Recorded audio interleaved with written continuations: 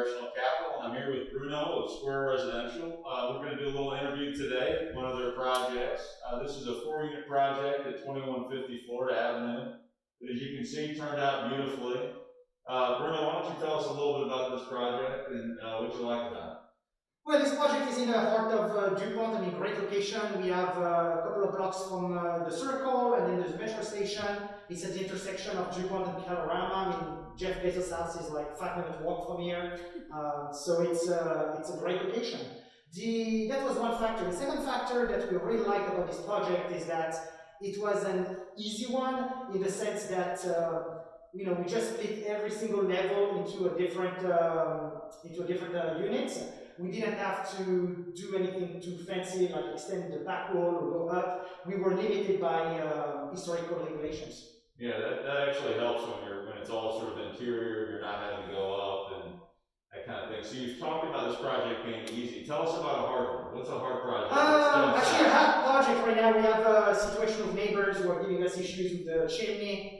We have the lawyers negotiating the neighbors, and it's just a mess. That's issue neighbors is the hardest part to deal with in this business. Yeah. As far as construction, I mean, you gotta watch out for acquisition basically. If your acquisition is right, then it's easier. You make your money on the purchase, not the outsell. That's true. You make your money on the buy in the business, and it is true that if you have difficulty with neighbors, it can be a challenge. I mean, what I've found over the years is that if you have a bunch of projects at once, some of them just seem to be snake bitten or tough, and some of them are easy, like this one sounds to be, and hopefully it all works out well. So how did you get started in the business? That's kind of crazy story. So I was a software consultant for about 10 years, totally outside of this field. And I had a friend of mine who was actually doing some real estate development, and I started investing with him in my 401k.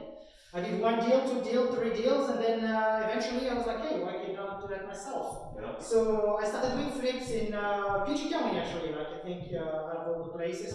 2 flips in PG County, then we moved to DC flips, and then first condo conversion, and now we have a few going on, and no more flips, just condo conversions.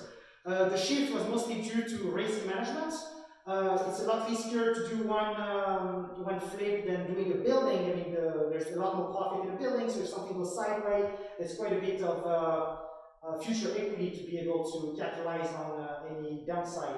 Right. Plus, if you have a building that's a 4-unit, doesn't go that well, you can rent it out and convert to capital gains and end up selling the units down the line, which I've done in the past.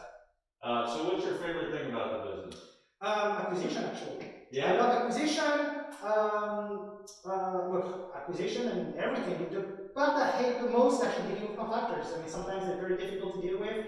Coming from a background of working with professionals, having to work with some people that sometimes are not responsive or reliable. It's the hard part of the business. But when you get a good project manager, all that headache kind of goes away. So yeah. I love it all right now.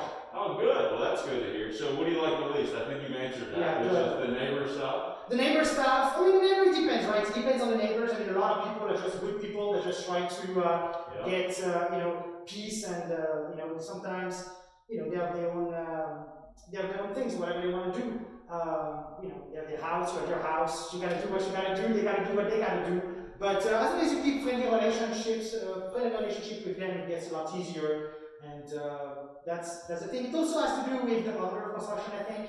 So for us, we're going to start extending the chimneys pretty early on. Yeah. That way we don't have to deal with any of those issues down the line, because when you do underpinning, it gets loud, the neighbors may get upset, then it gets more difficult, and they stop enjoying, cooperating and enjoying the construction, and they just try to get something out of here for the convenience. Yeah, what I tell people to do is issues like chimney extensions, things that you have to work out with the neighbor, really try to do it up front. I mean, even before you buy the property, if you can, get a study period, try to deal with chimneys, other issues, and figure out a way to work with the neighbor so that it's a win-win for everybody. Really the best, borrowers of mine who've had good experiences with neighbors and just taking the view that, hey, look, it's an imposition to people, and if I can be generous with them, usually good things work out. So how many projects do you have going now? About 10. About 10? I mean, including the ones we just are selling. Yeah. We have we're selling 4 condo conversions. We have 3 in the pipeline, 3 or 4, and then another 2 that we are, well, actually, yeah, another 2 that we are in the process of designing, and we are about to acquire 2 more. Good. Well, that sounds good. So, what's your goal for 2021 and beyond? Hopefully, as many units as we can. I mean, as long as they're well purchased. It's not a matter of volume. It's more a matter of making the numbers, the spread work the best. So, you know, like we had about 70 units on the pipeline. So hopefully, you know, the best part, the best hopes are to double the next year. That'd be awesome. Yeah. I don't know if we can. I'm going to be a bit unrealistic, but you know, if we can get 200 units, that'd be awesome. What's your view of the market? Do you think it'll be strong in 2021? Yeah, for sure. I mean, people, they're going to want to spend their money and they're going to want to go on vacations. I mean, I was thinking about Airbnb, for example. I mean, DC is going to get a prime tourist location again. You know, there's going to be very strong for rentals in, you know, for rentals as far as tourism. I think people, they want, you know, people are going to come back to the city. I mean, that's my gut feeling. Yeah. They, you know, who wants to live in the, you know, 2 hours from work? Because I think work is going to start to move, shifting toward a more remote model. But there are things that need to happen in the office sometimes. And I think there's going to be like something like part-time in the office, part-time from home. But I do think the real estate market in DC is going to be very strong, especially government workers, right? There's a lot of security implications of working on site, and they're going to want you. They're going to want you on site.